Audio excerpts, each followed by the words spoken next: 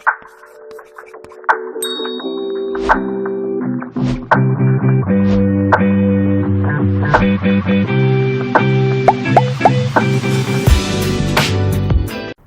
تمام.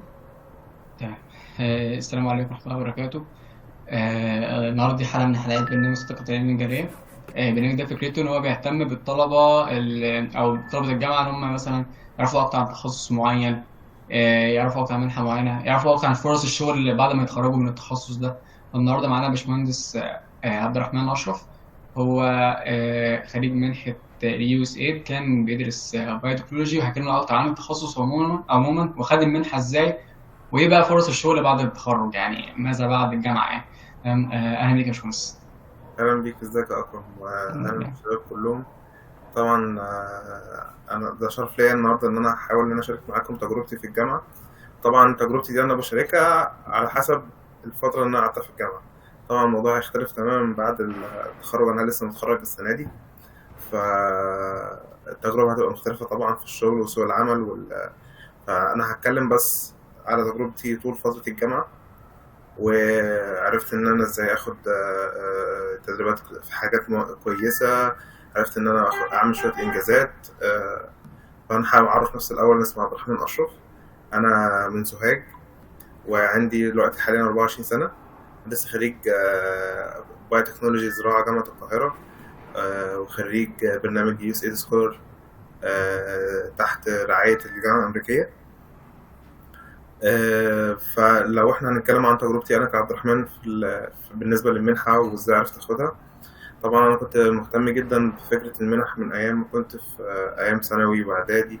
كنت بدخل مسابقه ايسف كتير، وطبعا طلبه ستيم كانوا الناس المنافسين المباشرين بالنسبه لي دايما، وكانوا بيرخموا علينا دايما. كانوا دايما بياخدوا مراكز كويسه جدا، بس ما شاء الله عليهم، يعني طلبه شاطره جدا. فالحمد لله انا في الفتره بتاعت اعدادي وثانوي كنت واخد مراكز كويسه جدا، وعرفت ان انا اخد كذا مسابقه واخد فضيه في وسط التذاكر، وكان في مسابقات كتيره جدا وليها انشطه كتير الحمد لله. وحتى لما كان عندي 16 سنه كنت دايما محافظ سوهاج في الفتره دي. دكتور ايمن عمنا كان دايما بيدعوني ان انا اجي غرفه الطوارئ، بما اني من الناس اللي ليها كلمه في سوهاج. الحمد لله دي كانت حاجه بالنسبه لي مميزه جدا، خصوصا غرفه الطوارئ بالنسبه للسيول. انا كنت ساعتها بدات المشروع بتاعي ساعتها. بالنسبه لتجربتي بقى مع المنحه، انا كنت مقدم على منح كتير جدا في ثالثه ثانوي. قدمت يمكن على فوق 70 منحه، وجالي منهم 5 منح الحمد لله. كانت برلين المانيا، وفي جامعه في كندا، وفي قبرص اليونان، كوريا الجنوبيه، وكانت اخر منحه بالنسبه لي اليو اس ايد. فطبعا انا دفعه كورونا، فموضوع ان انا اسافر بره مصر ده كان مقفول للاسف، كانت الدنيا مقفوله.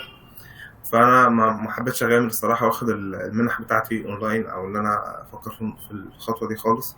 فدخلت اليو اس ايد هنا في مصر، وجالي القبول الحمد لله.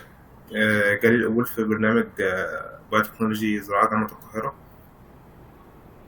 انا طبعا كان في عندي هدف مهم معين جدا في دماغي، ان انا داخل 4 سنين بتوع الكليه.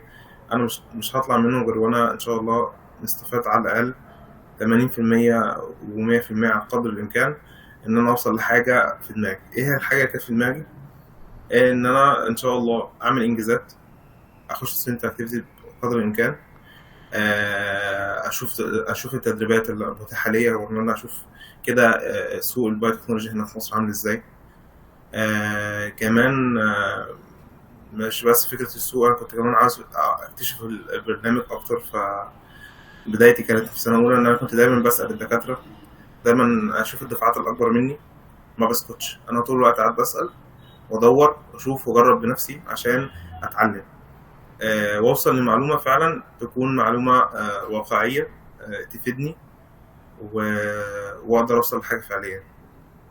فكانت بدايتي في الجامعه ان انا عملت ستودنت اكتيفيتي، وكنا بنحاول نساعد بعض في موضوع البحث العلمي بشكل عام كده، ونحاول يعني ان احنا نتعلم ونجيب ناس تعلمنا، وغير كده انا كان عندي شويه خبره برضو في الحته دي. كنت اصلا انا من ايام ما كنت في اعدادي كنت بدخل كليه علوم جامعه سوهاج، وكان المشرف بتاعي نقيب العلمين في وقتها دكتور تيتو نعيم حبيب. هو دكتور بيولوجيا جزيئيه في قسم حيوان علوم سوهاج. وكان شرف ليا طبعا ان انا يعني اتعلم على ايده البحث العلمي. فالمهم ان انا كملت في السنت دي لغايه ما جت فتره كده انا ما قدرتش خلاص اللي هو اكمل فيها، فوقفت النشاط. ليه؟ عشان انا حبيت ان انا اكمل اتعلم حاجه اقوى من كده. ايه هي بقى الحاجه اللي انا اقوى من كده؟ هي تجربه كانت حلوه بالنسبه للستودنت اكتيفيتي، بس طبعا كان عندنا برنامج في المنحه يخص الليدرشيب سكيلز. فطبعا انا حبيت ان انا افهم الاول يعني ايه ليدرشيب، وازاي ان انت تبقى قائد فعلا قوي وتعرف تفيد الناس اللي تحت منك، مش بس ان مجرد انت عامل ستودنت اكتيفيتي ومجمع الناس حواليك وبدات تعملوا نشاط معين. لا، الليدرشيب معناها ان انت مسؤول عن مجموعه تحت منك، انت المفروض ترفع من كفاءتها وترفع من قدراتها ان هي توصل لحاجه، مش مجرد ان انت خلاص اسمك بريزيدنت مش عارف ايه كذا كذا كذا، او مش مجرد لقب. هي الفكره ان انت محتاج فعلا توصل لحاجه. كمان بعد كده يعني خلاص انا سبت المرحله بتاعت سنه اولى، دخلت على سنه تانية، بدات ان انا افكر في البروجكت بتاعي ان انا كنت شغال عليه قبل كده بس ما كنتش اتعمقت فيه لسه. كان البروجكت ده حل مشكله السيول، كان في تانية كليه. بدات اشتغل فيها مع دكتور عندنا في الكليه، ودخلت بيه مسابقه في اخر الترم الثاني كان اسمها مسابقه العرض الفعال. طبعا عشان احنا كنا في البدايه فما عرفناش ناخد غير المركز السادس، وللاسف كان في شويه كرايتيريا احنا مش فاهمينها في المسابقه، عشان كده ما كانش ده افضل حل لينا. فسبحان الله بعدها قدمت على موديل هو معمول سيميليشن كده لكوبتن 7، ودخلت فيه بدات اتعلم يعني ايه كلايمت تشينج، ويعني ايه السياسات المتبعه في الموضوع ده، ويعني ايه اس دي جيز. كانوا جايبين لنا ناس من كل حته. هو البرنامج ده كان تحت اشراف جهات كتير، منهم وزاره البيئه وجامعه القاهره كليه السياسه والاقتصاد، وكمان وزاره البيئه والمعهد الحوكمه، وكمان اي جي اي تبع اليو اس اي ده اللي هو الخاص بالحوكمه. التراك كان عملوا تراك في الفتره دي في السيميليشن خاص برياده الاعمال. بدات اتعلم يعني ايه رياده اعمال، دي كانت اول مره بالنسبه لي، وانا واحد كريسيرش يعني ريسيرشر شاطر بس ما كانش يعرف يعني رياده اعمال. فدي كانت خطوه مهمه جدا في حياتي ان انا ابدا اتعلم رياده اعمال. والحمد لله في خلال شهر ونص كانوا شرحوا لنا القدر الكافي من المعلومات ان احنا بعد كده نبدا تصفيات. كنت انا اخر واحد مقدم في المسابقه بتاعه رياده الاعمال دي اللي اتعملت، والحمد لله قدرت ان اخد مركز اول. وبسبب المركز الاول ده عرفت ان انا يعني الحمد لله انا سافرت كوبتن 7 از يعني تكنيكال سبورت تيم لوزاره البيئه. كنت كل يوم بكتب تقارير مباشره لوزيره البيئه عن اللي بيحصل في الجرين زون في هول A وهول B. كمان كنت سبيكر في يوم الشباب، كنت بتكلم عن المشروع بتاعي هناك قدام الخبراء بقى من كل انحاء العالم، ودي كانت تجربه بالنسبه لي قويه جدا. يعني فكره السكيلز بتاعتك تبدا تعليها المستوى العالي جدا ده، وتبدا ان انت تتكلم قدام بقى انت مش جاي تلعب بقى، انت جاي تتكلم قدام ناس فعلا عندها خبره وعندها نولج قويه جدا في حوار التغير المناخي. وحلاوه التجربه دي كمان ان انت بتشوف حواليك سي او مثلا مش عارف شركه بيبسيكو، شركه مش عارف ايه، معظم الشركات القويه والكبيره في العالم هتلاقي الناس اللي حواليك بتمشي كده كانهم موظفين.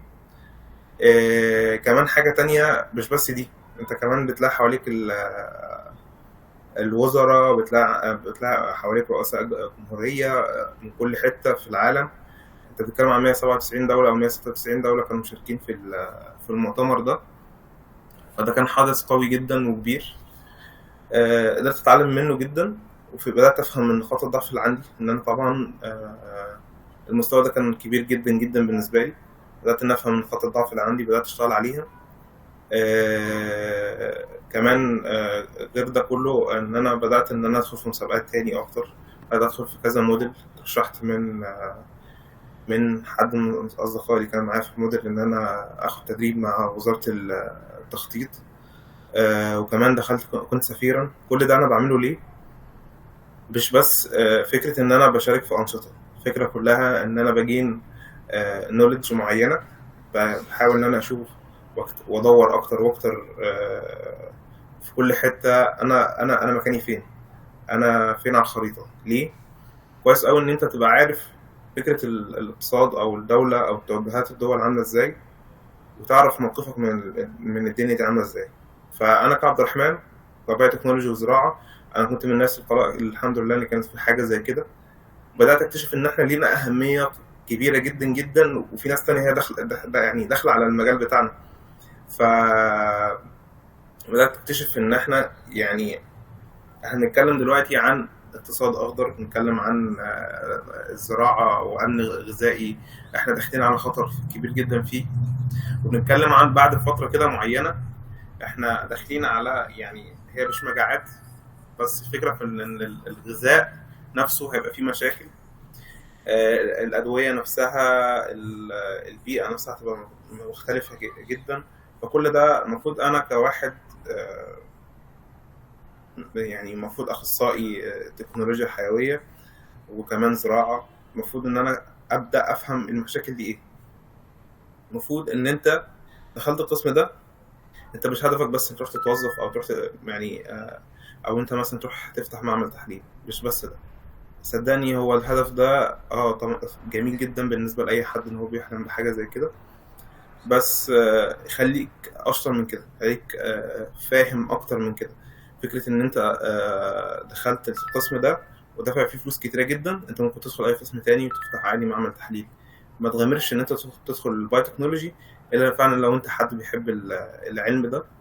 والعلم ده قائم على 3 حاجات مهمين جدا. إيه هما؟ مايكروبيولوجي، كيمستري، بتتكلم على كده جيناتكس. ال3 حاجات دول هما أهم 3 حاجات أنت محتاجهم عشان تبدأ تفهم الكائن الحي ده عبارة عن إيه.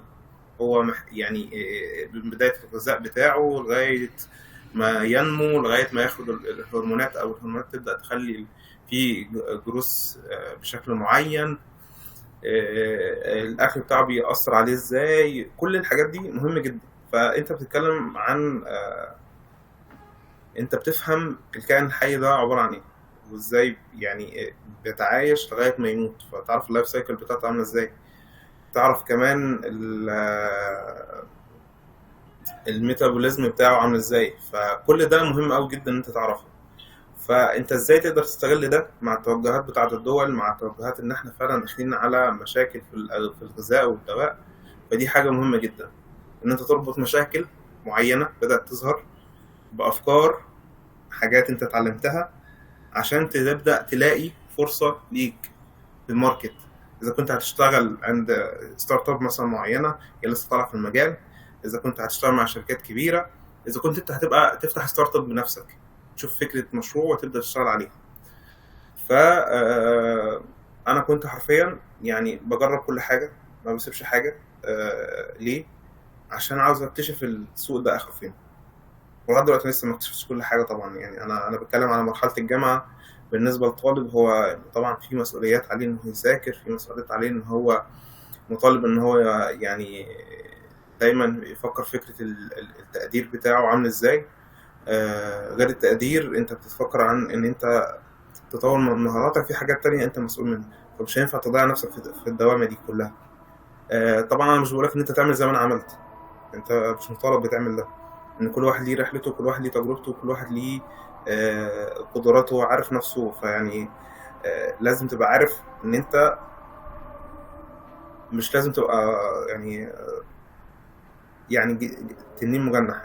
انت فعلا طالب عادي. وطبعا عايز افهمك حاجه، ان الدوله ما حطتش القسم ده يعني هباء. هو حط القسم ده في كليه زراعه، كليه علوم، كليه صيدله وبيطري، هم مش حاطينه هباء. ليه؟ القسم ده من اهم الاقسام اللي الدول كلها دلوقتي بتدور عليه. ليه؟ احنا عايزين نحل مشاكل بتاعه التغير المناخي، وتحت منها هتلاقي بقى موضوع الزراعه، هتلاقي تحت منها الادويه، هتلاقي ان في امراض جديده بقت تطلع، واحنا مش عارفين نعالجها. احنا بنتكلم عن كوفيد، ده كان من اهم الناس اللي بتتعامل مع الكوفيد هم بتوع البايوتكنولوجي. ليه؟ الناس اللي هتعرف السيكونس بتاع الفيروس ده هم بتوع بايوتكنولوجي، واللي هم دارسين بيولوجي ودارسين جيناتكس. فالناس دي هي الوحيده اللي هتعرف توصل لنا وتحل المشاكل دي. فاللي هيعرف يوصل للقاح ده انت، اللي هيعرف يوصل للمشاكل بتاعه الزراعه ويعرف يعالجها انت، اللي هيعرف يوصل لمشاكل الصناعه. في مشاكل طبعا كتيره في الصناعه احنا مش عارفين نوصل يعني نشوف حلول ليها بسبب التغير المناخي والماتيريال بصوا اقول لك الحاجه، التغير المناخي ده عمل ايه؟ عمل زي شيفتنج كده للخريطه بتاعه العالم. خريطه العالم في الزراعه كلها اتغيرت. فاحنا هنواجه المشاكل دي ازاي؟ فلازم يعني نبدا نجرب كده ونشوف المشاكل دي ممكن نحلها ازاي. فانت الحاجات دي كلها فرص بالنسبه لك ان انت تبدا تلاقي نفسك في السوق، وتبدا تعالجها وتبدا تشوف الدنيا دي ممكن تشوفها بشكل مختلف ازاي. انت بس مش واحد طلع عشان يشوف وظيفه في شغل، لا. يعني انا شايف اللي هيدخل بايوتكنولوجي فعلا محتاج ان هو يبدا يشوف المشاكل، يبدا يعالجها، يبدا ان هو ممكن يعمل ستارت اب. الموضوع مش صعب، الموضوع ايوه محتاج منك شويه مجهود طبعا، بس الموضوع مش مستحيل. انت كل فكره ان انت هتشوف فكره، تبدا تشوف تعمل شويه تجارب كده، تشوف الفكره دي هل هي قابله للتطبيق ولا لا. هتقول لها اعمل ازاي التطبيق ده. شوف فكره بسيطه، ما تروحش تدور على حاجه جيناتكس وهتكلفك فلوس كتيره جدا. على الاقل روح جرب مثلا مع دكتور، شوف مثلا فند ممكن تجيبه ولا حاجه مع الدكتور ده وتقدمه بروبوزال محترم، وتعرف تجيب فند للفكره بتاعتك تعرف تنفذها على الاقل مبدئيا، تدي يعني حتى نجاح بسيط، حاجات بسيطه كده تبين ان انت الفكره دي ممكن تنجح. بعدها تقدر ان انت تشوف فند تاني في تالت لغايه ما تبدا ان انت يبقى معاك MVP على الاقل. الMVP ده تقدر تبني بيه الستارت اب بتاعتك. تشوف بقى الانكيوبيتور، تشوف بعد كده الاكسلريتور، تشوف حاجه بقى ايه الفانشن كابيتال، الحاجات الكبيره، وتدخل بقى على ايه، على حوار ان انت تبني شركه. الشركات اللي حتى الستارت ابس اللي فتحت في مصر هنا الفتره دي بتخصص البايوتكنولوجيا عملوا كده. هتلاقي البروتين، هتلاقي بيفيتا، هتلاقي حاجات كتيره جدا. انت لو دورت بس على لينكد ان هتلاقي فيه فرص كتيره جدا. طيب انت عشان توصل لكل المستويات دي انت محتاج تعمل ايه؟ انت قلت لي يا عبد الرحمن ان انت عملت 1 2 3 وبدات تدور. انت محتاج تعمل ايه بقى لو انت طالب لسه ابيض مش عارف يعمل اي حاجه؟ اول حاجه انت هتدور على اللغه بتاعتك عامله ازاي. الانجليش ده طبعا شيء ما بقاش رفاهيه دلوقتي، ده بقى شيء اجباري عليك ان انت تبقى بتعرف تتكلم انجليش كويس. تاني حاجه زي ما قلت لك تشوف الدراسه بتاعتك عامله ازاي في الكليه، تبدا تشوف نظام الامتحانات عامل ازاي، تشوف الدكاتره وتسالهم تقول لهم انا هعمل ايه بعد التخرج. طب انا هل في فرص ليا متاحه من دلوقتي ان انا مثلا اسافر سمستر ابرود ولا حاجه، فتعمل مثلا كروسنج للمواد وتبدا ان انت يعني تبلد كده شويه سكيلز كويسين قبل ما تتخرج. طيب ممكن كمان تشوف دكتور، ممكن تعمل معاه مثلا ريفيو ارتكل مثلا بشكل معين وتنشرها مع الدكتور. لو في فرصه لده يبقى ده حاجه جميله جدا بالنسبه لك، تقويها جدا في السي في. تعرف يعني ايه سي في؟ ده حاجه لسه كنت هقول لك. تعرف يعني ايه سي في؟ ازاي تبلد السي في ده لازم شيء اساسي معاك عشان تعرف تقدم على تدريبات، تعرف تقدم على اي فرص قدامك. لازم يكون معاك سي في او ريزومي. احنا في مصر هنا طبعا كل حاجه هتلاقيها ريزومي، بس هو بيقول لك سي في. الريزومي ده عباره عن صفحتين اخرك تكتب فيهم الانجازات بتاعتك، تكتب فيهم انت رحت فين تدريبات، بتعرف تعمل ايه، كل ده بتكتبهم في صفحتين. وهتلاقي على اليوتيوب مليان في ناس بتقولك ازاي تعمل ريزومي او سي في بشكل محترم، وتعرف تتعلم من عليه كل حاجه انت عاوز تعملها. بعد ما عملنا السي في انت محتاج تعمل لينكد ان ما بقاش رفاهيه لاي حد. لو اذا كان في ثانوي، اذا كان في الكليه، ما بعد التخرج، في اي لحظه لينكد ان ده سلاحك اللي انت هتحارب بيه. يعني ايه لينكد ان؟ بعد ما تعمل الصفحه بتاعتك عليه تبدا تحط انجازاتك عليه، تبدا تعمل كونكشنز كويسه مع الناس اللي في مجالك واللي يعرفوا اكتر منك في المجال. ليه؟ انت كل يوم هتفتح لينكد ان هتجيب معلومات. انا حرفيا بقيت بفتح لينكد ان والايميل بتاعي اكتر ما بفتح فيسبوك، اكتر ما بفتح واتساب. دول بالنسبه لي شيء اساسي كل يوم لازم افتحهم. لازم اشوف الايميل كده، انا بعت فرص مثلا بشكل معين لناس، اشوف كده في ايه جديد في الدنيا. اشوف مثلا في تدريبات نزلت ولا لا. يعني في عندك لازم تبقى عارف ان الشركات ليها راوندز معينه كل فتره بتنزل فيه تدريبات. يعني ايه؟ يعني لو عندك في شهر 4 وشهر 5 دول بدايه الراوندز بتوع الصيف، عشان تبدا تشوف التدريبات الخاصه بالشركات الكبيره. طب هتقول لي يا عبد الرحمن انا اروح اجرب مثلا كواليتي كنترول، هروح اجرب كواليتي اشورنس، روح جرب يمكن تلاقي نفسك فيه. طب يا عبد الرحمن انا ازاي ممكن ادخل حاجه زي ار ان دي عشان تدخله كتدريب انت لازم يكون عندك نولج كويسه، لازم تبقى على الاقل في سنه تانية او في ثالثه. تمام. ولازم يكون عندك يعني في الانترفيو اللي هتعمل لك لازم تبقى فاهم كل خطوه الشركه بتعملها. لازم تعمل ريسيرش كويس قوي على الشركه وتعرف هما بيعملوا ايه وممكن ازاي بيعملوه، عشان لما يسالوك في الانترفيو بعض الاسئله عن مثلا السيستم بتاعهم ماشي ازاي في التصنيع او في اي حاجه تعرف ترد عليهم يعني ايه ند بند. فهم لما يلاقوا فيك ان انت عملت ريسيرش كويس عن الشركه، عملت ريسيرش كويس عن الحاجات اللي هم ممكن يكونوا بيعملوها جوه الشركه، وعارف ازاي تتكلم معاهم وتجاوب على الاسئله بشكل انت واثق فيه، ما تروحش الانترفيو وتبقى مكسوف او مثلا رايح الانترفيو وانت مهزوز. لا، روح انت واثق، روح انت كده هادي وبين لهم قد ايه ان انت هتروح تاخد الفرصه دي هتعمل بيها حاجه، هتوصل لحاجه. انت مش جاي عشان بس اسم الشركه، انت جاي عشان بعد الشركه دي ما اتعلم عندكم 1 2 3 انا هعمل 1 2 3. لازم تبين كل السكيلز اللي عندك، ما تخافش. مفيش شركه هتقول لك لا انا مش عاوزاك عشان في، لا، هو الشركه عاوزه واحد عنده طموح انه يوصل لحاجه. عشان انت لو جيت عندهم هو هيستفاد وانت هتستفاد. ازاي هو هيستفاد؟ هو هيستفاد لو انت في الشغل بتاعه وعملت حاجه كويسه او بروجكت بشكل معين كويس، هو هيستفاد طبعا ان دي حاجه اتعملت عنده وما كلفتوش فلوس كتير. وثاني حاجه انت اتدربت وخدت خبره من الناس الاكبر منك، فانت هي الموضوع يعني مكسب من ناحيتين، ما يبقاش مكسب من ناحيه واحده.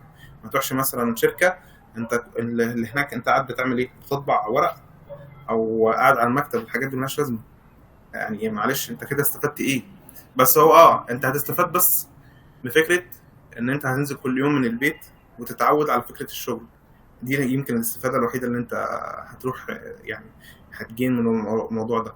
وما تدخلش شركه، ما تدخلش اي مكان لما تعمل نتوركينج كويس. انت لما تروح تضيف فلان او علان عندك على الواتساب، هو نزل مثلا فرصه عن حاجه معينه في الستوري بتاعه، فانت روح قدم. ممكن تلاقي فرص بشكل جميل جدا وسهل جدا عن طريق النتوركينج بتاعتك. طيب احنا كده ده جزء التدريبات وازاي ان انت محتاج تبقى جاهز دي بشكل معين.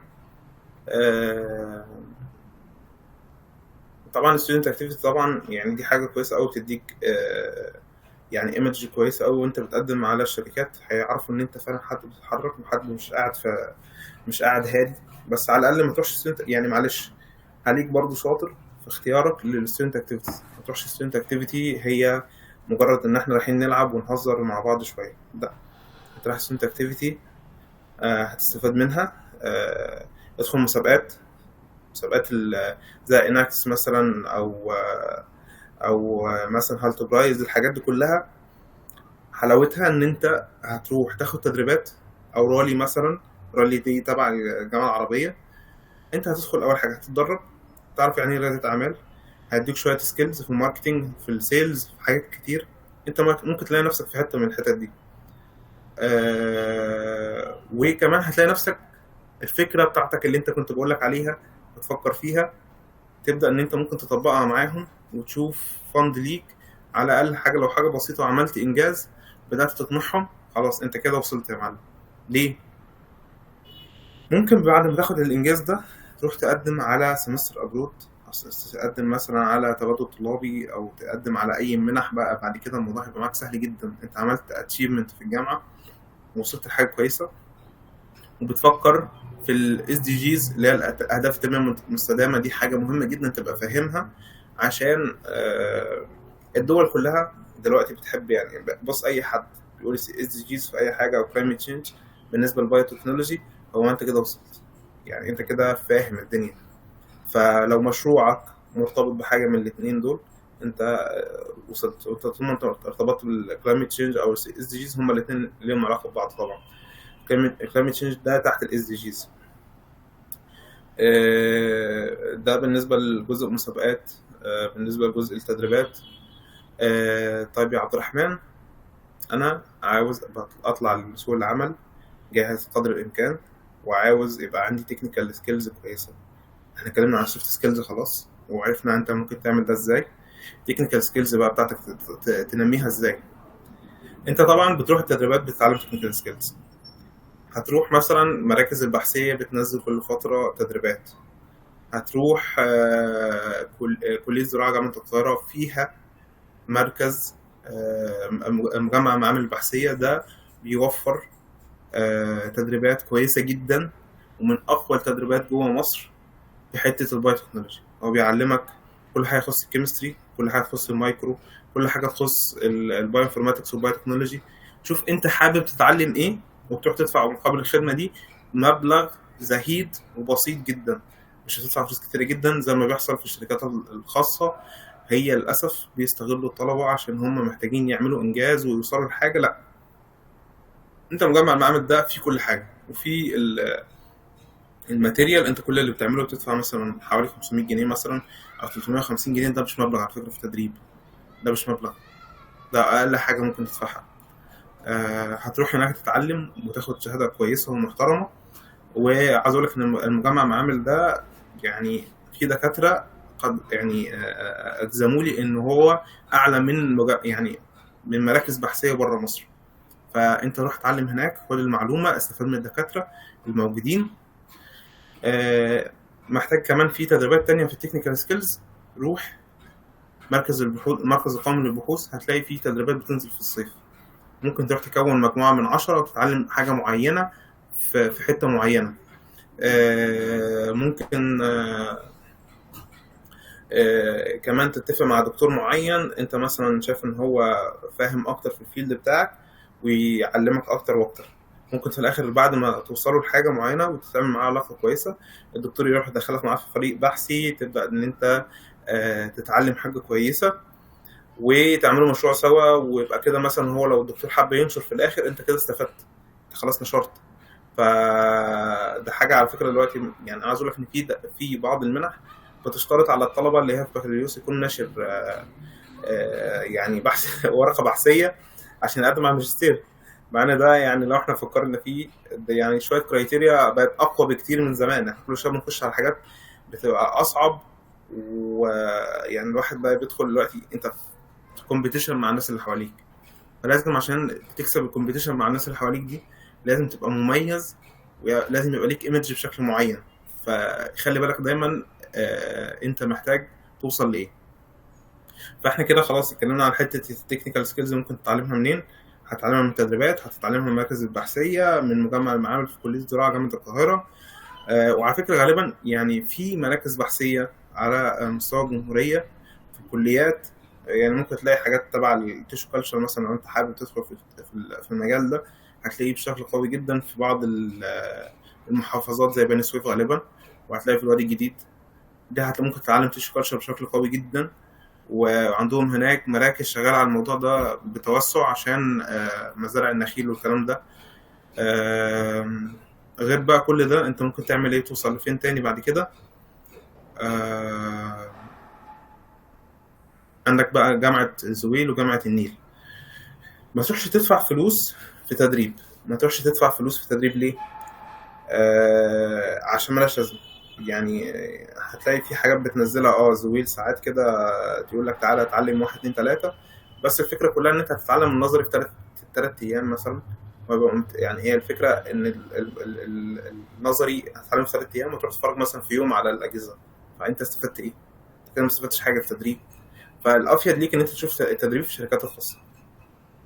وتشوف مين الشركات الخاصه اللي خاصه بمجالك. يعني انت مثلا عايز تشتغل في الادويه دلوقتي، خلاص روح شوف بقى التخصص ده فيه ايه ودور عليه. بس صدق يعني، معلش اسمع مني، خد النصيحه، المجال الزراعي في مصر هو الافضل بالنسبه لك دلوقتي. عاوز تريح نفسك وما تتعبش نفسك وما تخشش في مقارنات ما لهاش لازمه، كمل في المجال الزراعي. ليه؟ مجال الادويه هتلاقي معاك مين بينافسك، هتلاقي معاك بتوع بيطري، صيدله، علوم، من كل بقى كل حته. انا عارف ان في بايو تكنولوجي في علوم، لو انت في بايو تكنولوجي علوم هي ليك فرصه طبعا، بس برضو خليك يعني رحيم مع نفسك. يعني الموضوع ساعات بيدخلوا بتوع صيدله اكتر، دخلوا بتوع بيطري اكتر، بيفضلوهم ساعات. بس لو لقيت فرصه انت بتاع زراعه او علوم دخلت في المجال الادويه مفيش مشكله. بس انا بقول لك ليه تدخل في المجال الزراعي، لسه في كميه فرص كتير جدا، وكل يوم بتحصل مشاكل واحنا عايزين نعالجها. في شركات بتبدا تطلع كتير. البروتين هي شركه شغاله على الطحالب خضراء، السبرولينا، بس دي يعني ما اسمهاش طحالب، اسمها سايوبكتيريا. البكتيريا دي هي بينتج منها بروتين بنسبه 60 ل 70%، دي حاجه كويسه جدا. وكمان اتكلمنا عن الدكويد ده اللي هو العدس المائي، ويطلعوا منها بروتين. كل دي حلول جميله وتقدر ان انت تستفيد منها وتشتغل معاهم، ولو لقيت فرصه جميله معاهم هتبقى الموضوع جميل جدا.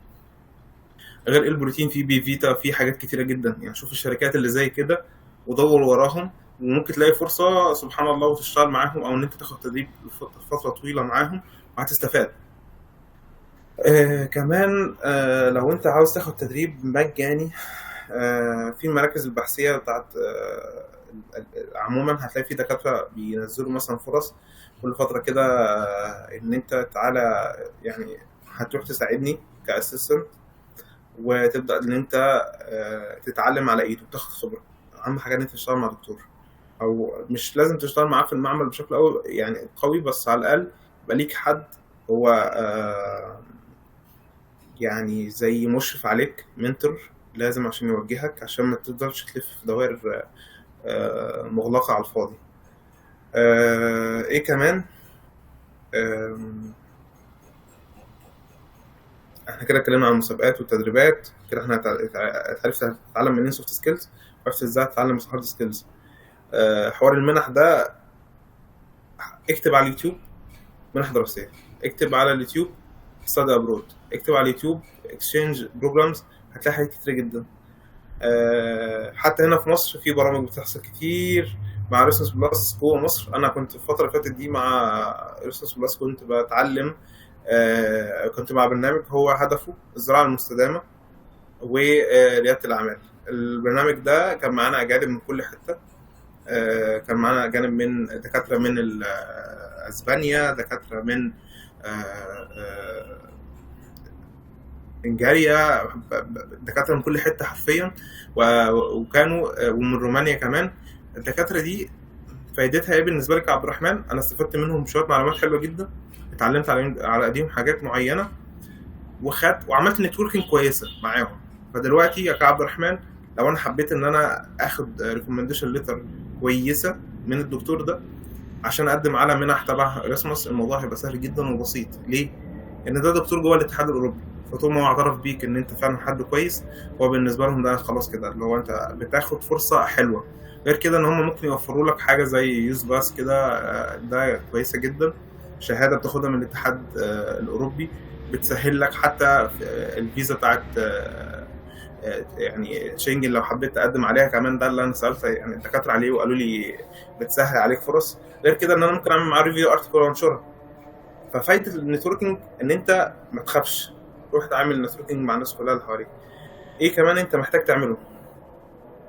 في معارض بتتعمل جوه مصر، معارض كبيره دوليه، مثلا في مجال الزراعه، في مجال الادويه، في مجال التصنيع، في مجال مش عارف ايه، ايا كان المجالات دي. شوف انت مهتم بأنهي معرض وحابب تروح هناك تشوف الشركات بعينك بقى. شوف الشركات، تشوف المنتجات بتاعتهم، هتشوف السي او، هتشوف الاتش ارز اللي هناك، هتلاقي بتوع السيلز والماركتنج. انت ممكن تروح تعمل معاهم نتوركينج حلو جدا، وتعرف الشركات دي فين، وتعرف اسماء من الشركات انت ممكن ما تكونش عارفها في مجالك اللي انت حابب تكمل فيه. روح دور، انت هي الفكره كلها ان انت تروح تحارب على فرصتك. ما الفرصه مش هتجيلك لغايه عندك. ما تجيش تقول لي انا مش لاقي شغل. ما مش لاقي شغل دي ليه؟ شوف انت عملت ايه عشان ما تلاقيش شغل. هتلاقي مثلا انت في حته السي في ده مش عندك، ممكن لينكد ان مش عندك، وتقولي طب انا مش لاقي شغل. بس انا تيجي اساله يروح يقول لك لا انا ما عنديش لينكد ان. طب ما انت لينكد ان ده هو الفرص كلها عنده. لما انت اصلا مش عارف الطريق اللي انت تدور فيه، فانت دي مشكلتك مش مشكله الناس. فغير كده بقى في معارض بتتعمل للتوظيف، تلاقي هناك ان هم بيطلبوا تايتلز معينه. دي حلوه قوي ان انت تروح هناك وتشوف كده وتجرب وتعمل كمان حاجه اسمها موك انترفيو. وهو بيعمل لك انترفيو كده زي سيميليشن للحقيقي، وبيسالك اسئله فعلا كانه هيعمل لك انترفيو دلوقتي وهيوظفك. فممكن لو انت عجبته هيروح يقول لك تعالى احنا هنشتغلك معانا. فدي فرص كلها حلوه جدا. اتمرمط، يعني اقول لك ايه اكتر من كده؟ خليك حركي، وان ليس الانسان الا ما سعى. فانت لو ما ساعدتش يعني هتوصل لرزقك ازاي؟ ما لازم تتعب ولازم توصل. عشان توصل لحاجه لازم تتحرك. فكره ان انت تروح تكسل عشان توصل لحاجه دي مشكلتك انت مش مشكله الناس. ايه كمان انت محتاج تعمله؟ حاجه مهمه جدا، لازم تروح تشوف الورك شوبس اللي بتتعمل في المراكز البحثيه. يعني احنا مثلا مركز البحوث الزراعيه على طول بيعملوا ندوات ورك شوبس عن مثلا البايوانفورماتكس، عن الجيناتكس، عن اي حاجه تخص التخصصات بتاعتنا. روح هناك وتتفرج واسمع. الدكاتره ممكن يكون بيتخصصوا مثلا زراعه شويه، بس لا، هو انت ممكن تروح تستفاد منه كتير جدا. اساس الوراثه اصلا زراعه، فروح اتعلم. هو هتلاقي في دكتور وصل لمعلومات كبيره في حته معينه، هو مثلا سافر بره مصر وحابب انه يرجع عشان يدي معلومه، روح استفاد وتعلم. هتلاقي مراكز برضو في جامعه النيل بيعملوا ورك شوبس بشكل دوري، وجامعه زويل نفس النظام. ايه كمان؟ هتلاقي الجامعه الامريكيه طبعا فيها هناك بتبقى في ورك شوبس كتير. في جامعه بريطانيه نفس النظام. كل ده مهم جدا ان تبقى عندك معلومات عنه وتشوف. يعني روح دور، انت هتخسر ايه؟ اللي عايز اعرفه لك كمان بالنسبه لحوار المنح، انت ممكن تروح تشوف المكتبات بتاعه السفارات. السفارات دلوقتي بقى في حاجه اسمها عندهم مكتبات، انت ممكن تروح تشوف هناك تعمل عضويه في المكتبه دي وتستفاد وتتعلم منها كتير. يعني ايه؟ هتلاقي هناك مثلا ندوات بتتعمل، تدريبات، شويه حاجات كده معينه، ورك شوبس في حاجات معينه كده، نقاط معينه. روح اتعلم. يعني انا حاليا مع SCC ده امريكان سنتر كايرو، ده تبع السفاره الامريكيه. هم بيتعاملوا في كذا منطقه، بيتعاملوا في مصر، مكتبه مصر العامه، او بيتعاملوا في المحافظات. دلوقتي حاليا البرنامج ده هم بيعلمونا رياده اعمال، وحرفيا الانستراكتورز اللي هناك هم شطار جدا جدا جدا. والانستراكتور اللي انا شفته حتى الان اسمه روبير. الانستراكتور ده يعني بيفهمني بقى رياده الاعمال بشكل مختلف. بيجيب لي تطبيقات من المستقبل اللي انت محتاج تتعلمها من دلوقتي عشان تفهم ان سوق العمل هيتغير. يا جماعه سوق العمل بيتغير كل يوم. ليه؟ عشان احنا دخلنا في مرحله الاي اي، والاي اي بيخلي التسارع بتاعه اشكال الحياه دلوقتي واشكال الوظائف واشكال الاقتصاد بقت بتختلف كل سنه، كل سنتين. يعني احنا بقول لك خلال 3 سنين احنا النولج اللي عندنا كبشر من بدايه الخليقه هتوصل ل3 اضعاف و4 اضعاف خلال 3 سنين جايين. انت متخيل؟ فانت لازم تبقى فاهم النولج كلها دي وتفضل تدور وما تيأسش. بلاش تيأس، يعني عشان اليأس ده مش هيجيبك ورا. ده بشكل عام كده تجربتي عن الكلية. وحاليا انا ان شاء الله يعني في فرصة هاخدها مع شركة ما في R&D upstreaming. انا حاليا هبدأ معاهم التصنيع من بدايته لغاية مرحلة الداون ستريم. لو حد يعرف اللي هي يعني الصناعة عامة، upstreaming ده كأنك بتجهز الرو ماتيريال وبتطبخ الطبخة بمعنى صح. بعد كده بتروح تخش على داون ستريم، ده انت كده بتغلف الطبخة وتبدأ تبيعها وتستورج الخلطة. فانت مهم جدا تبقى فاهم البروسيس دي كلها بتقوم ازاي. يعني في عندنا في مادة انا خدتها في الكلية كان اسمها اندستريال بايوتكنولوجي. روح دور في كورسات كتير على اليوتيوب، افهم يعني ايه اندستريال بايوتكنولوجي. هيفهمك ان في حاجات بروسيس معينه بتحصل في الصناعه، انت لو فهمتها هتروح تشتغل في ار ان دي بكره وبعده. يعني انا من بكره هتروح تشتغل في ار ان دي عادي، تروح تشتغل تتدرب في الار ان دي عادي. الحاجات دي كلها مهمه جدا تبقى فاهمها وتبقى فاهم الصناعه دي ماشيه ازاي. انا كده خلصت تجربتي بشكل عام ماشيه ازاي، ومستني من اكرم بقى الاسئله. جميل جدا والله، يعني جزاك الله كل خير يا عبد الرحمن، يعني حقيقي يعني ما شاء الله عليك، ويعني يعني حقيقي ربنا يعني ينفع بيك يا كبير والله يعني. صح، انا كان في حته حابب اضيفها. لو انت عاوز تاخد حاجه تخص الداتا اناليسز، عشان يعني انا كعبد الرحمن دلوقتي بتعلم داتا اناليسز مع منحه مموله من وزاره الاتصالات. انا بتعلم ليه الداتا اناليسز ده عشان عبد الرحمن ان شاء الله ناوي ان هو ياخد ماجستير في البايوانفورماتكس. حلو قوي ان انت تاخد حاجه في السي في مدتها 6 شهور كانك بتتعلم حاجه اكاديميك، وهي فعلا اكاديميك. وبيبقى فيه جرادويشن بروجكت في الاخر، بتبقى فيه كومبيتيشن ما بينك وما بين الناس اللي معاك في المنحه، والمنحه فيها حرفيا بالالاف، ارقام كبيره. فوزاره الاتصالات هي بتوفر لك فرص كويسه ان انت تتعلم حاجه في الاي اي، حاجه في البرمجه، حاجه مثلا تخص الداتا اناليسيس. كل ده مفيد جدا ليك لو انت حابب تكمل في بايوانفورماتكس. دي حاجه كويسه جدا ان انت تتعلمها من دلوقتي، عشان لما تحب تاخد فرصه وتسافر هتروح تقول للدكتور انا عندي سكيلز 1 2 3. هو بيدور لما يكون عنده بروجكت ولا حاجه، هو هيبقى محتاج ناس عندها نوليدج، عندها سكيلز، الفلكسبيليتي بتاعتها ومايند سيت بشكل معين. وكل ده انت هتطلع من وراه بعد المفرمه دي. بعد المفرمه دي هتطلع بحاجه كويسه منك. ودايما ما تبصش، يعني دايما ما تقارنش نفسك بحد تاني.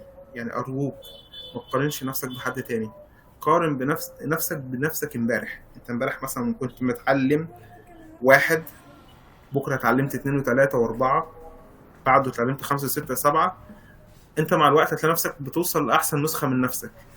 فبلاش تبص لحد غيرك، ما تقارنش نفسك بغيرك خالص. حلو ان انت تبص على غيرك عملي، لكن ما تحطش نفسك في نفس الزون. يعني ما تحطش نفسك في نفس التجربه. مش لازم ان انت تمر بنفس الحاجات اللي هو عملها.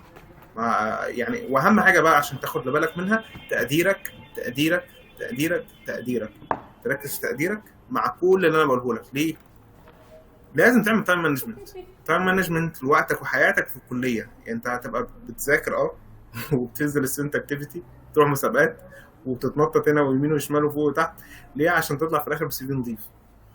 ويعني ده كده يعني بالمجمل الحاجات اللي انا كنت حابب اوصلها لك، ودي تجربتي اللي انا مريت بيها في الكليه. ممكن بكره وبعده يبقى في قناعات تختلف، ممكن بكره وبعده ارائي في بعض الحاجات تختلف. فكل دي يعني رايي في الوقت الحالي واللي انا عملته في فتره الكليه. تجربتي اللي انا قدرت اوصل لها الحمد لله. يعني عرفت ان انا اوصل لحاجات كتير، بس ده مش معناه ان انا احسن حد في المجال ولا حاجه. في ناس كتيره جدا شاطره، في ناس كتيره جدا انت ممكن تتابعها ويوصلوا لك معلومه يمكن احسن مني كمان. فدور عليهم، شوف مين يبقى رول موديل كويس بالنسبه لك. حد كده يبقى قدوه كويسه وحسنه، مش بس بيديك علم، لا بيديك كمان اخلاق، عشان ساعات العلم مش كل حاجه.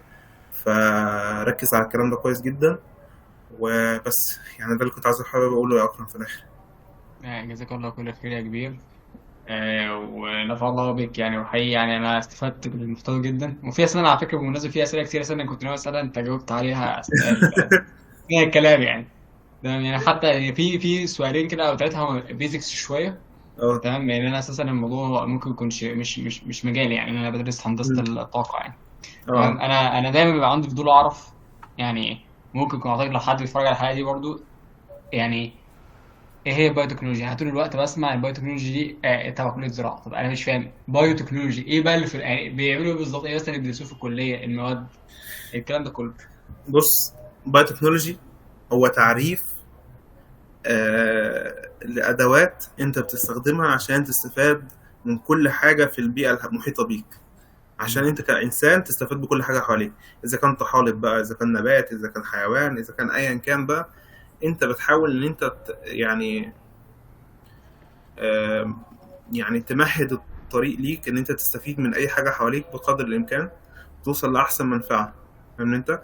يعني انت مثلا بتتكلم، لو بنتكلم عن الخميره فانت بتستخدمها عشان توصل للخبز.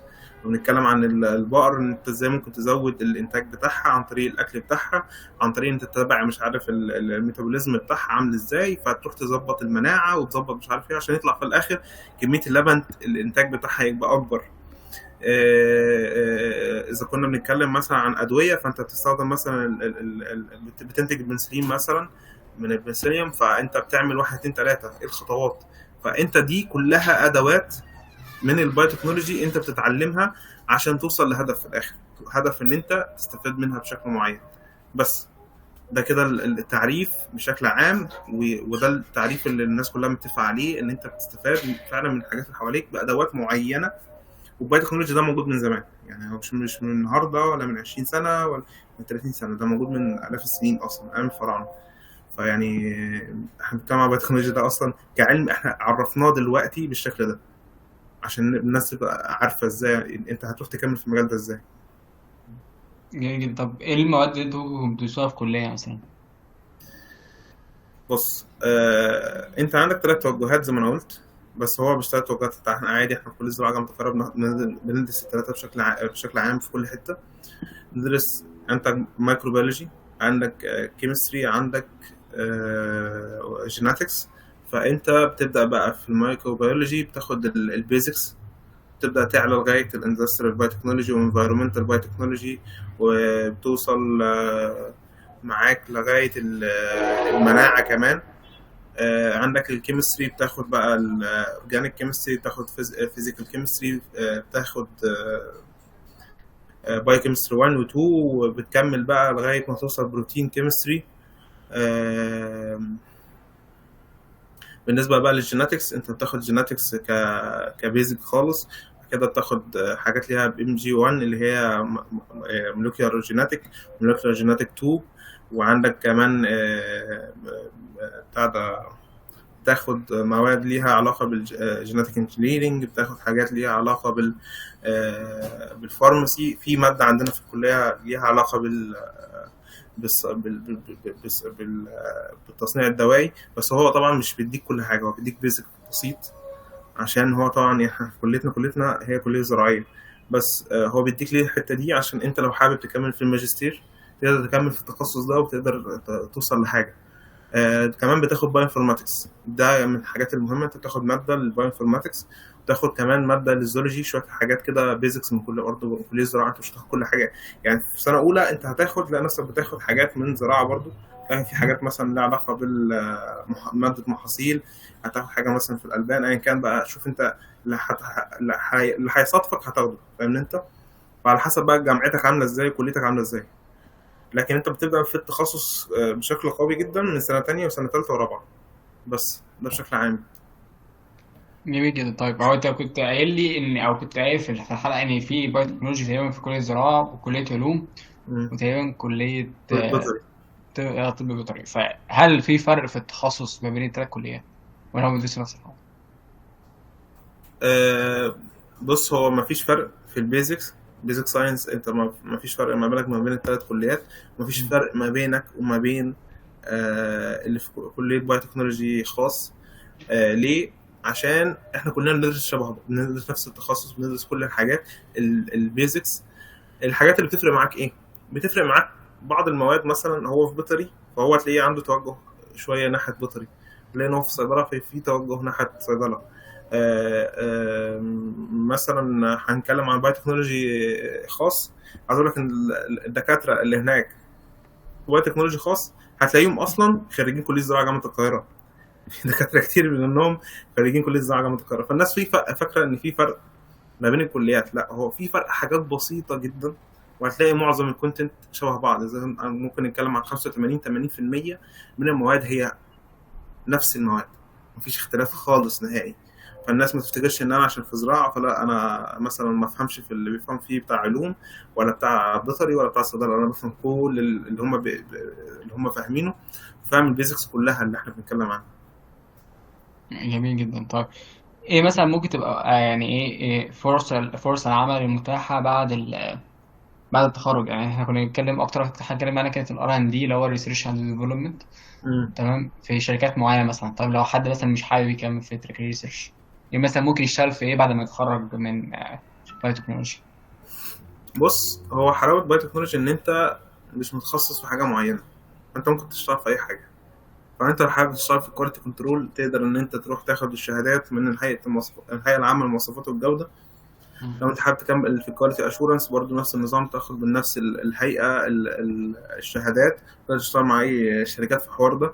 طب انا عايز اكمل في الفود سيفتي، برضو تقدر تاخد الشهادات وتقدر تاخد كل النولج اللي انت محتاجها.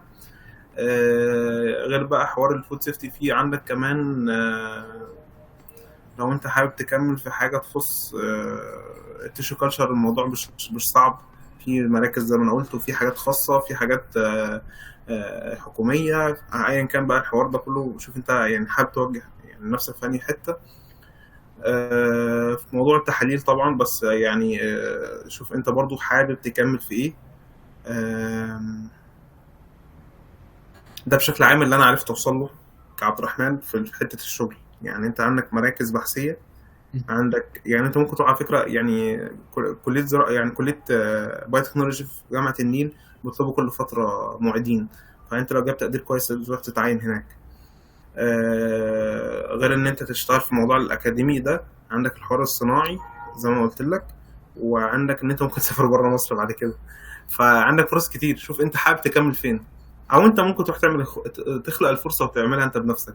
يعني عندنا في حد حاليا هو في سنه رابعه كليه زراعه جامعه القاهره، اسمه تامر، اسمه عمرو تامر. عمرو تامر ده حاليا هو مع في شركه ستارت اب هم عاملينها سوا هو واصحابه. الشركه دي اسمها الجي مول. هم بيعملوا ايه؟ بياخدوا الطحالب الخضراء والسبرولينا ويعملوا بيها مثلا مبيدات زراعيه، او يعملوا بيها مثلا يعني فلترايزرز والحاجات دي. كل ده فرص، كل ده شغل، كل ده ممكن تجيب منه فلوس. فانت بقى شوف الافكار البسيطه اللي ممكن تجيب منها حاجات. يعني انا مثلا جراديشن بروجكت بتاعي كان عن ان انا بطلع من القهوه باي ديزل، شويه القهوه المخلفات اللي هم اللي بيطلعوا منك في الكوبايه في الاخر. عرفنا ان احنا بنعمل منها باي ديزل، وكانت معانا منتجات وعينات وخدنا منها تحاليل، وكانت الدنيا زي الفل. بس انا كعبد الرحمن مش حابب توجه ده دلوقتي مثلا. فشوف انت حابب تعمل ايه، يعني شوف انت حابب توصل لغايه فين، وهتلاقي فرص كتير. ودور على لينكد ان.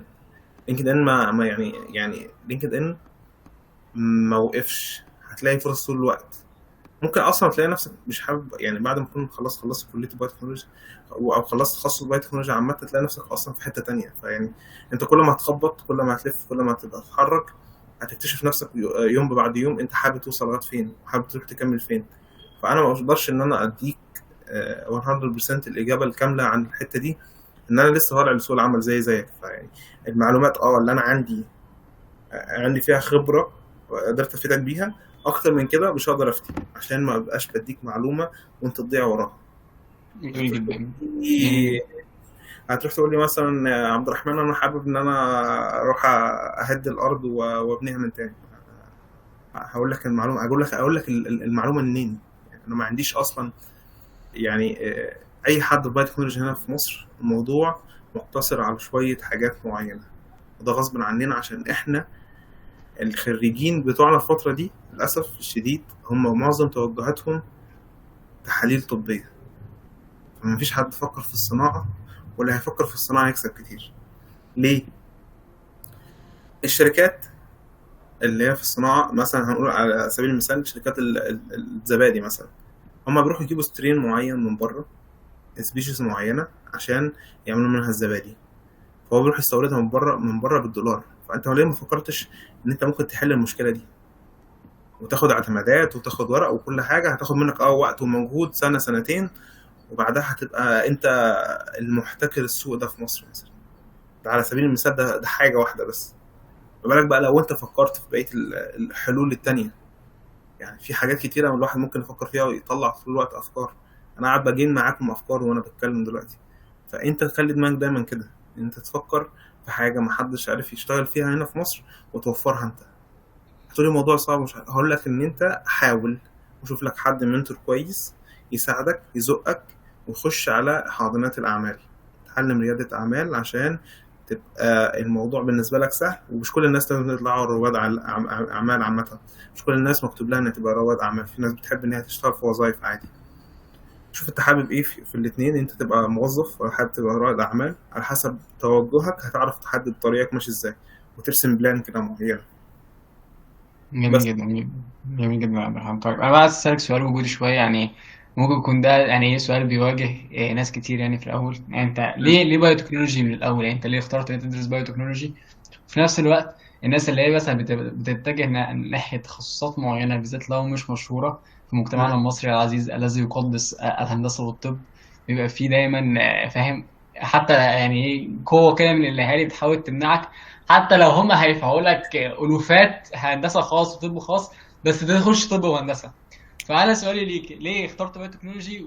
وازاي ممكن تكون يعني قدرت يعني يعني تعدي النقطه دي، يعني نقطه اقناع الاهل في الموضوع ده؟ بص، انا اصلا من ايام ما كنت في ثانوي كنت مقرر حاجه من الاثنين. عندي بلان A وبلان B. بلان A ان انا ادخل طب اسنان، وبلان B ان ادخل بايو تكنولوجي اذا كان علوم او زراعه. فربنا اراد لي ان انا ادخل بايو تكنولوجي زراعه.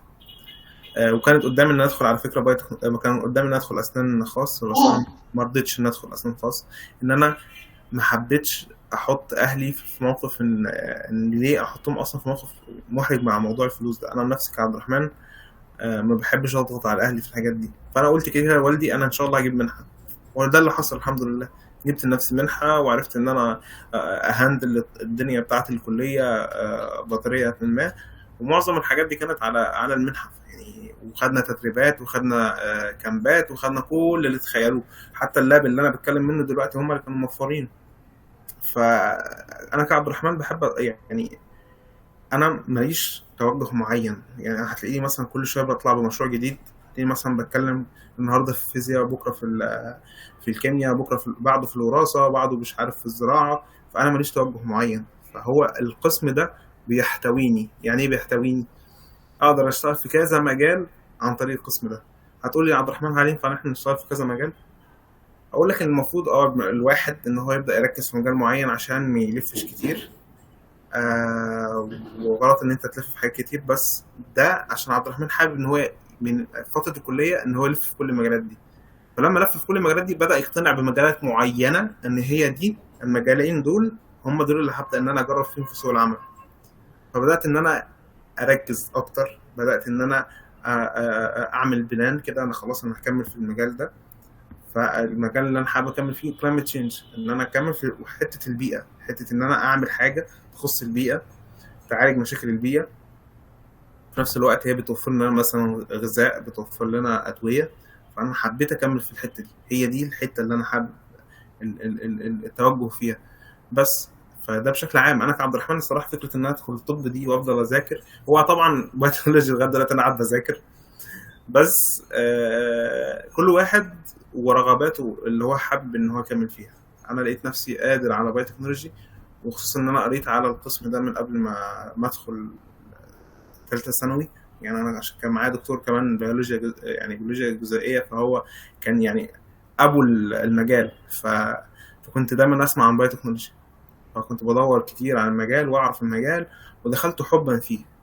مش دخلته عشان انا مثلا خلاص مفيش غيره ده دلوقتي، لا، هو انا دخلت عشان حبا فيه. وكان قدامي ان ادخل على فكره خاص اسنان، وكان والدي مش هيمانع في ده جدا خالص، عكس ما هو كان بيزن عليا عشان ادخل. بس انا قلت له لا، انا حابب ان انا اكمل في مجالي ده بس. جميل جدا والله يا عبد الرحمن، يعني جزاك الله كل خير يا كبير. ويعني فاهم دايما ربنا سبحانه وتعالى بيحط الشخص في المكان، يعني المكان اللي هو المفروض يكون فيه، يعني كل سيرة لما خلق عليها. بالظبط. ربنا يا رب يعني ينفع بينا جميعا ان شاء الله، يعني يحطنا في الاماكن الصح دايما يعني. صح. كان في معانا خلود. هي خلود بايو تكنولوجي صح كده؟ اه هي هتسأل، بس انا بس هسأل اخر سؤال وهسيبها، ماشي هي اسئله مجمعه اسئله من الدفعه بتاعتها اصلا يعني. ماشي. تمام جميل جدا. طيب انا عندي اخر سؤال عندي، ونوعا ما ممكن ده ملمس معايا شويه. انت ازاي يعني ممكن يكون رياده الاعمال او ليدرشيب سكيلز اللي انت اتعلمتها في الجامعه ممكن يكون فارق معاك بعد كده في شغلك، او انت بتقدم على تدريبات او شغل بعد كده بعد ما تتخرج؟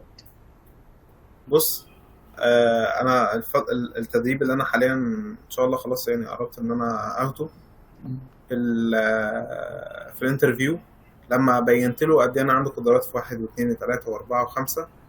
هو كان فاتح بوزيشن معين، كان البوزيشن ده في حته معينه، فالبوزيشن ده فتحه تدريب تمام. هو عمل لي مخصوص ريبوزيشن في الشركه عنده في حته معينه تانية خالص مالهاش دعوه خالص بالاولى. يعني هو كان عامل لي الفرصه، كان فاتحها، كان فاتح فرصه في تدريب R&D في الداون ستريم، في الحته بتاعت ايه، ان انت ازاي تاكستراكت البروتين من من الطحالب مثلا.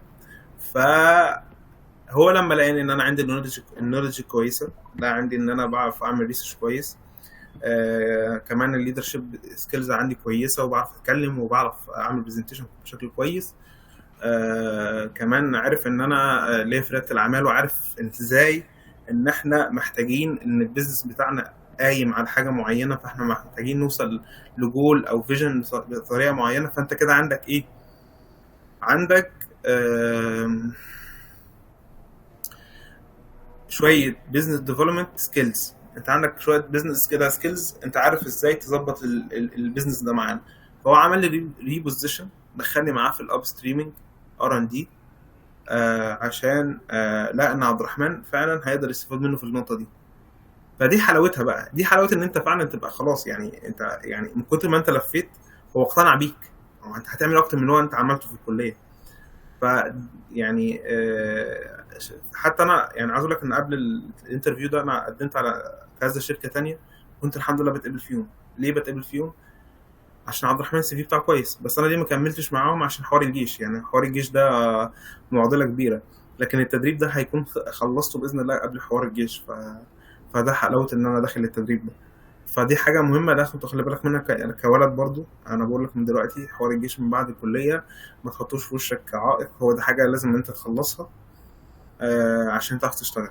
فخلصه بدل ما انت تفضل يعني متمرمط في الدنيا كده من غير حوار الشهاده اللي هتاخدها من الجيش. اذا كنت عايز تسافر، اذا كنت عايز تشتغل في شركه كبيره ومحترمه، لازم تكون مخلص ورق الجيش.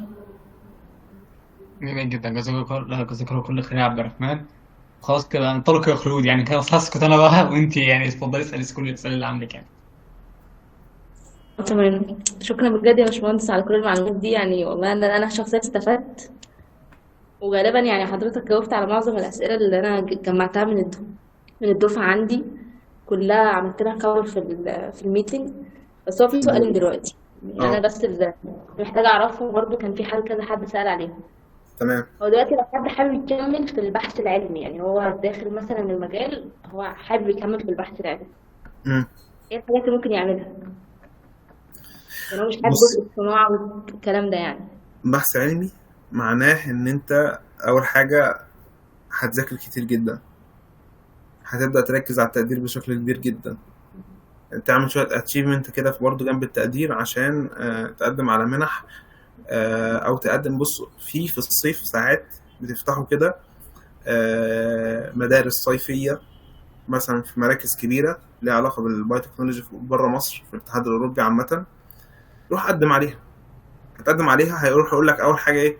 ترانسكريبت. فلازم أشوف تقديراتك عاملة إزاي، لازم أشوف السي في بتاعك عامل إزاي، لازم أشوف الأتشيفمنتس بتاعتك عاملة إزاي. فأنت عشان تروح تقدم محتاج على الأقل تاخد أول سنتين أنت قاعد مركز على التقدير، مركز على النولج بتاعتك عاملة إيه، وتشوف المدارس اللي انت هتقدم عليها او الجامعات اللي بتقدم الفرص دي في الصيف او في الاسبوعين بتوع الشتاء. شوف هما مركزين على ايه عشان تبدا تتعلموا وتذاكروا من دلوقتي. يعني انا اعرف ناس زمايلكم بس ما شاء الله عليهم، هم بادئين من سنه اولى وسنه تانية، هم ما بيعملش حاجه غير انه يقوي الباك جراوند بتاعته. يعني ايه بيقوي الباك جراوند بتاعته؟ بيبدا يتعلم اكتر عن الجيناتكس، بيتعلم اكتر. يعني المعلومات دي كلها بياخدها بره الكليه، يعني هو بيتعلم لوحده. فلازم تبقى سيلف ليرنينج كويس قوي، يعني تعلم نفسك بنفسك كويس. واليوتيوب ما سابش حاجه. انا اصلا في بعض المواد ما كنتش بروح احضرها في الكليه، كنت بروح احضر على اليوتيوب. اليوتيوب كان موفر لي وقت. هو حرفيا كان ممكن الدكتور يشرح 4 ساعات في حته معينه، طبعا انا مش بقول لك ده عشان انت تروح تعمل ان انت تسيب الكليه لا وما تحضرش، لا. في بعض المواد كانت متوفره على اليوتيوب، متوفر عليها وقت كتير قوي. كنت اروح احضر فيديو 3 دقايق، هو نفس الفيديو اللي كنت قصدي، يعني لو الدكتور شرح 3 ساعات انا حضرتهم في 3 دقايق، فخلاص انا كده وفرت وقت ومجهود وفهمت كل المعلومات. يعني ده برضو دي نصيحه مهمه قوي، لو انت الدكتور عندك في الكليه انت مش عارف تفهم منه المعلومه، احضر معاه ماشي، ما تسيبلوش المحاضرات، بس في نفس الوقت حاول انت تتفرج على اليوتيوب وتشوف المعلومه اكتر. فدي نقطتين مهمين جدا.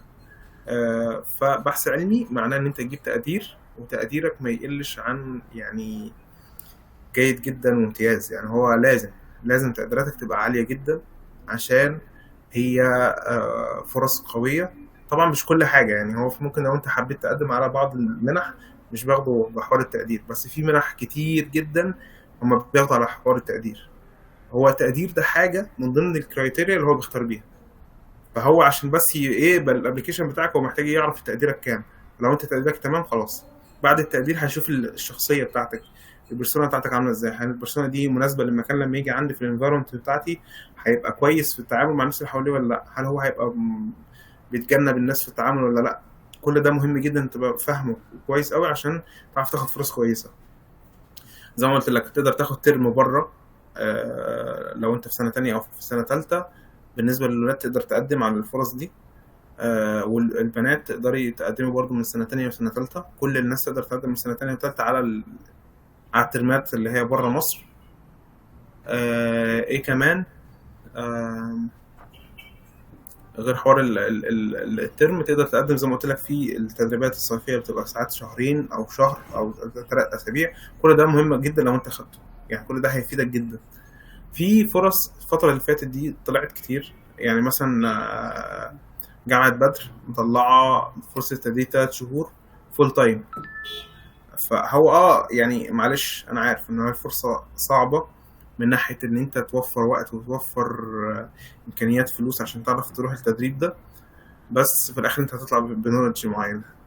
ودي للاسف الحاجات الغلط اللي احنا ماشيين هنا عليها في مصر، تروح تتعلم حاجات كتير جدا وتساعد فول تايم في الاخر ما تاخدش فلوس، دي مشكله. بس تخيل بقى في جامعات في الخليج تقدر ان هي توفر لك نفس الفرصه التدريب دي، ويديك السكن ويديك تذاكر الطيران والفلوس ومصاريفك وكل حاجه، ويوفر لك كل حاجه عشان بس تيجي عنده وتشتغل مع الدكاتره. فزي ما انا قلت تقديرك لو انت عايز تكمل في البحث العلمي او الاكاديميا عامه. ولازم على الاقل تحاول تنشر ورقه بحثيه قبل ما تخلص، يعني حاول قدر الامكان. عرفت تعمل ده كان بها، ما عرفتش خلاص لا يكلف الله نفسا الا وسعها. فيعني شوف نفسك انت تقدر تعمل ده ولا لا. ايه بقى سؤالك التاني يا خلود؟ بالنسبة لموضوع المسابقات، يعني لو حد مثلا مهتم قوي بالمسابقات، حضرتك اتكلمت عن اناكتس وهارت برايز، بس احنا عايزين مسابقات ريليتد بالمجال نفسه، يعني مش حاجة تانية. ما هو المسابقات دي هو بيفتح لك تراكات في نفس المجال بتاعنا، يعني او في مثلا المسابقه بتاعت جامعه النيل اللي هي بتتعمل كل سنه، هي ليها حته في البايوتكنولوجي هتقدري تقدمي عليها. في مسابقات تانية تخص الحاضنات وتقدري تاخدوا منها برضو فند. في مسابقات تانية تقدر تخش مثلا مع اللي هو غالبا البرنامج بتاع ناسا ده، مش عارف اسمه ناسا سبيس ولا اي حاجه زي كده، ده برضو تقدري تقدمي عليه وتاخدوا فرص كويسه. وممكن لو انت وصلت للفاينل تسافروا بره مصر. انا في حد من صحابي عمل ده ومعانا في المنحه يا خلود، صح؟ كان معانا في منحه اليو سي السنه اللي فاتت، الدفعه مش عارف الاصغر مني او سي 3 باين حاجه زي كده. فشوفي الناس دي ممكن يدوكي فرصه وممكن يدوكي معلومه انت محتاجاها، فيعني كل ده مفيد بالنسبه لك.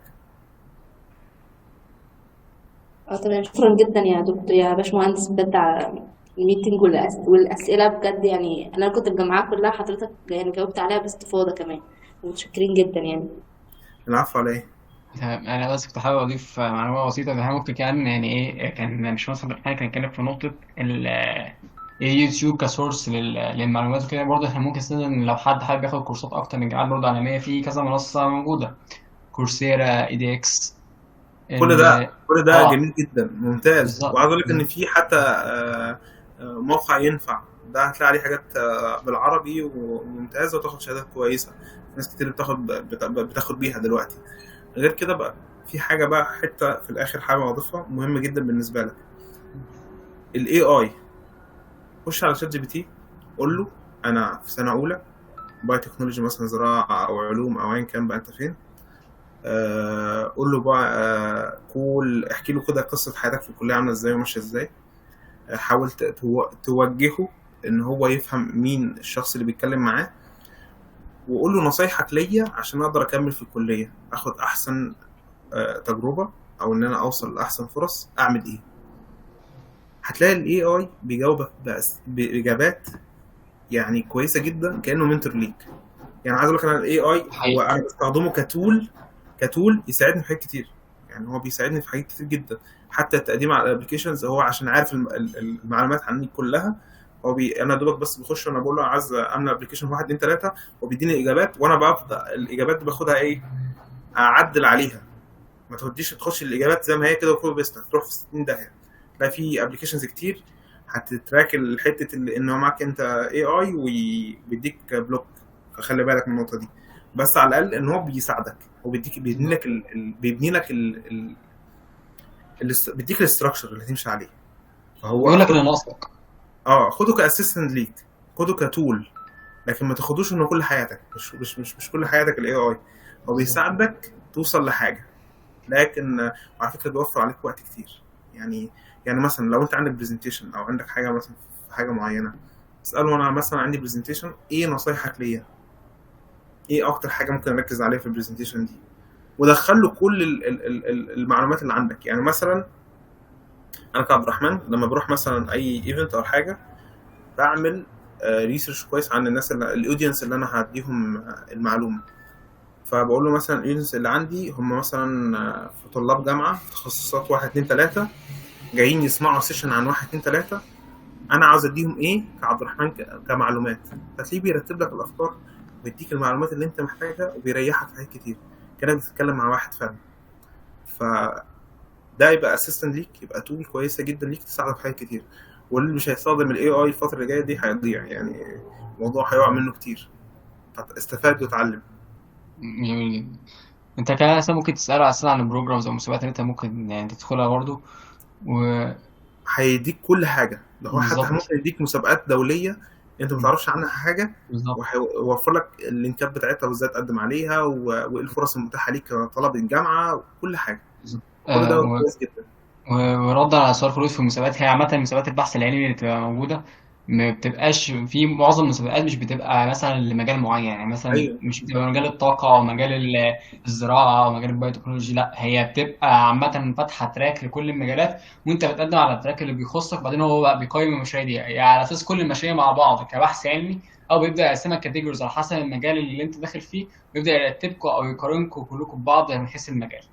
تمام. ومن كده في مسابقات كتير يعني في طبعا في ثانوي في مش عارف جينيس اولمبياد وانتر ايسف ولاست اوف والمسابقات بس الكبيره. خلي بالك ان في مسابقات بتبقى لما قبل الجامعي، في مسابقات مش في او في مسابقات اللي بعد الجامعه زي يو جي ار اف جامعه النيل، واعتقد اسبف كمان سامحه لطلبه الجامعه ان هم يقدموا ولا ايه. صحيح يا خلود، في مبادره حلوه جدا معموله اسمها مبادره باحثين ما قبل التخرج. دي حلوه جدا، يعني ندور عليها. يعني كمية معلومات انت بتاخديها من وراهم مش طبيعية. هو بيعلمك بحث علمي من اول الصفر لغاية لما توصلي لمستوى كويس جدا. فروح اتعلمي، يعني المبادرة دي جميلة جدا وهتتعلمي منها كتير جدا. بالظبط. وفي حضرت كمل. التريننج بتاعها من تقريبا من شهر او كده، فهي فعلا كويسة جدا يعني.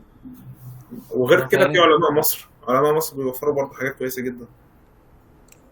كل دي مبادرات كويسة، يعني تدوري بس الفكرة انت بس تكتبي على لينكد ان يا جماعة والله بيوفر. يعني انا معظم الحاجات اللي بدخلها، معظم الحاجات اللي انا بوصل لها الحمد لله كل ده من على لينكد ان. انا كل يوم بعمل سكرولينج على اللينكد ان، فالموضوع مختلف عن التيك توك وفيسبوك طبعا.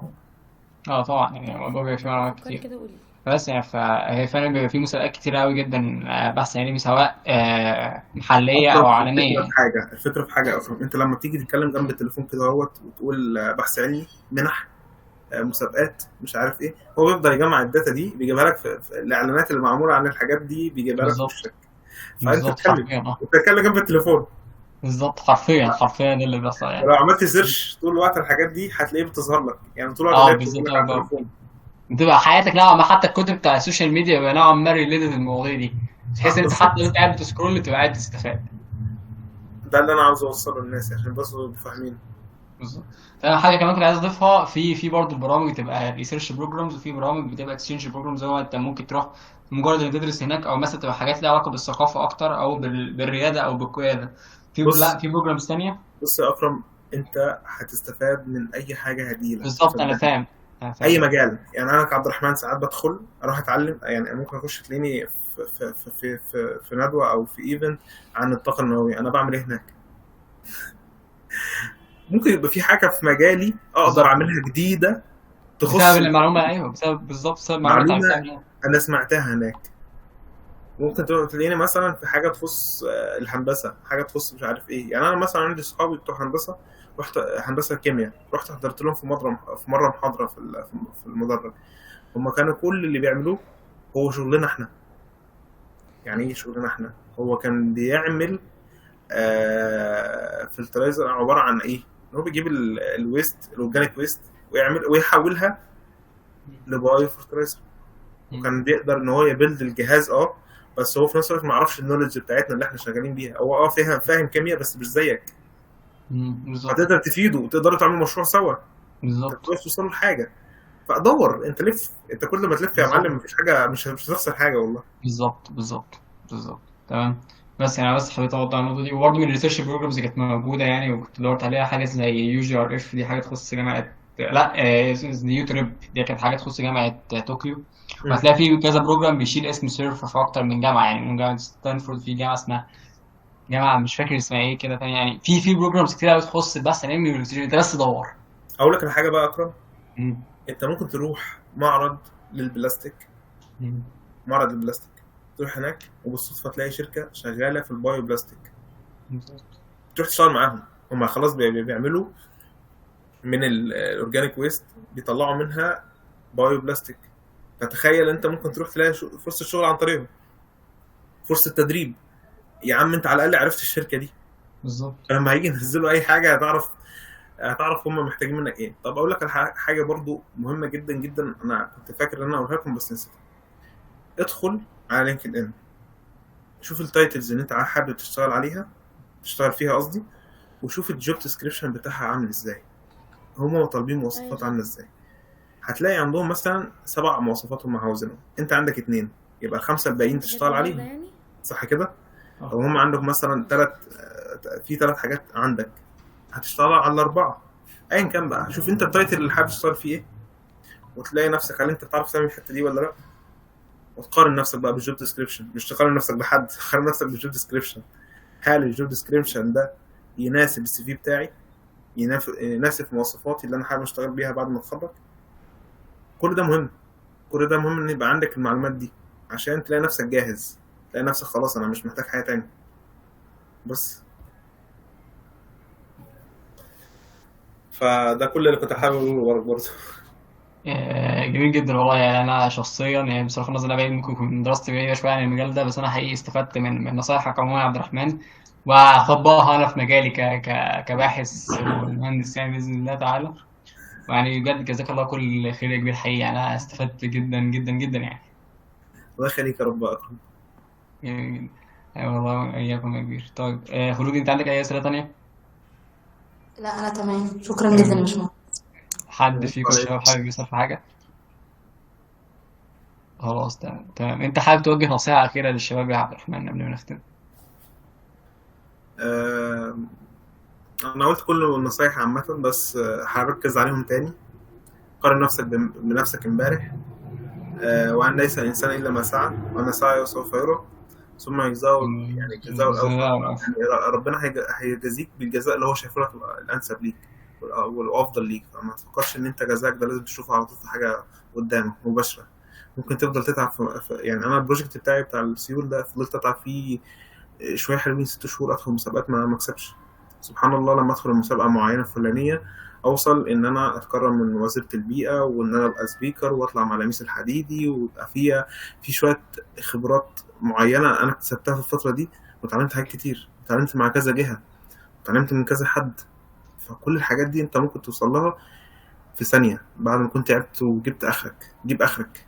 آه وصدقني البايوتكنولوجيا في مصر هي حاليا مش واضحة، بس خلال الثلاث سنين اللي جايين هم هيبدأ تشوف بجد المجال ده هيوصل فين. ليه انا بقول لك كده؟ ان البايوتكنولوجيا اللي اتعمل جوه مصر لغايه دلوقتي هم بيطلعوا خريجين عشان يقدروا يعتمدوا عليهم في الصناعه، فهو ما يقدرش يعمل الصناعه من غير ما يبقى فيه عنده ناس خبراء في المجال. فلازم تفهم ان انت ممكن تتخرج ما تلاقيش شغل في المجال بتاعك دلوقتي، بس قدام هتلاقي. فما تيأسش، وخلي بالك من نفسك، وراعي ان انت ما تتعبش نفسيا. حاول ان انت دايما تشوف ايه احسن حل ليك دلوقتي تقدر تعمله وتنفذه، واسعى. بس مش هقول لك غير كده، اسعى اسعى اسعى اسعى اسعى. تلاقي نفسك بتقع مرة واحدة في حاجة انت مش واخد بالك منها، وتلاقي نفسك بتحبها في الشغل، ممكن تلاقي نفسك في الاخر طالع